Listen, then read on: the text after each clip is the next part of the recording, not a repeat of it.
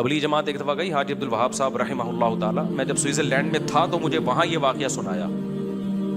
Switzerland میں جب میں تھا نا تو وہیں کے مقامی مسلمان نے مجھے یہ واقعہ سنایا جو میں آپ کے سامنے سنا رہا ہوں. انہوں نے کہا کہ یہاں کئی سال پہلے حاجی عبدالوہاب صاحب آئے تھے, تبلیغ والوں نے بڑی محنتیں کی ہیں, کہاں کہاں نہیں. تو حاجی عبدالوہاب صاحب کو پتہ چلا کہ 2 بندے ہیں. ہوا یہ, ان کی خدمت میں 2 گورے لائے گئے. وہ گورے کیا تھے, وہ پورا ان کا پلان تھا کہ ہم نے اتنے بج کے اتنے منٹ پہ اجتماعی طور پہ مر جانا ہے. جوان لڑکے تھے, شراب کباب دولت سب کچھ.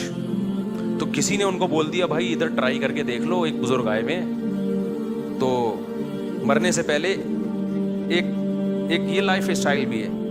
وہ آ گئے اور اللہ کا شکر ہے خودکشی سے بھی بچ گئے, نیک بنے, اتنی بڑی بڑی داڑیاں رکھی, پوری زندگی تبلیغ کے لیے ان گوروں نے, سوئٹزرلینڈ کے گوروں نے وقف کر دیا. پتہ نہیں کہاں کہاں گاؤں دیہاتوں میں ان کی تشکیل ہوئی ہوگی سوئٹزرلینڈ کو چھوڑ کر. ایسے تبلیغ نے ہزاروں لوگوں کو خودکشیوں سے بچایا, ہزاروں کو. ٹینشن سے بچانے کا پروگرام گورے کے پاس نہیں ہے, مولوی کے پاس ہے, سمجھتے ہو.